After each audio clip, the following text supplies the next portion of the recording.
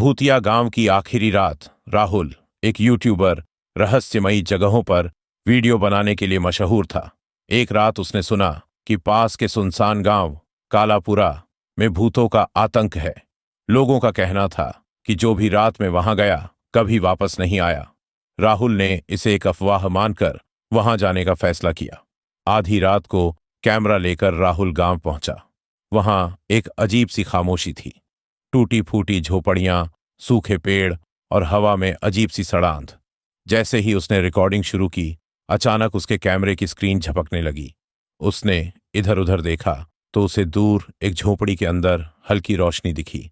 डर को नजरअंदाज करते हुए वह झोपड़ी के पास पहुंचा। जैसे ही उसने अंदर झांका, वहां सफेद साड़ी में एक औरत पीठ मोड़े खड़ी थी। उसकी लंबी उलझी हुई छोटी जमीन तक लटक रही थी।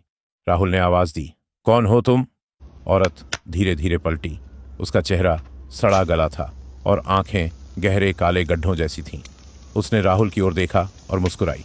उसकी मुस्कान इतनी डरावनी थी कि राहुल का दिल जोर से धड़कने लगा।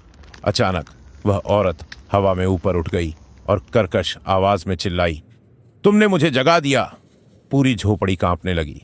राहुल ने पीछे मुड़कर भागने की कोशिश की, लेकिन उसका पैर फंस गया। झोपड़ी से बाहर निकलते ही उसने देखा कि पूरा गांव जीवित लाशों से भरा हुआ था। सड़कों पर सड़े गले लोग उसकी ओर बढ़ रहे थे। वह चीखता हुआ जंगल की ओर भागा। जैसे ही उसने सड़क के पास पहुंचने की कोशिश की, किसी ठंडी चीज ने उसकी गर्दन पकड़ ली। राहुल पीछे मुड़ा और उसने उसी औरत को देखा जो उसकी गर्दन को जकड़े हुए थी। उसने चीखने की कोशिश की, लेकिन कोई आवाज नहीं निकली। अगले दिन गांव के पास के लोग जंगल में सिर्फ राहुल का कैमरा और उसके जूतों का निशान पाए, लेकिन कैमरे में आखिरी फुटेज देखने की हिम्मत आज तक किसी ने नहीं की।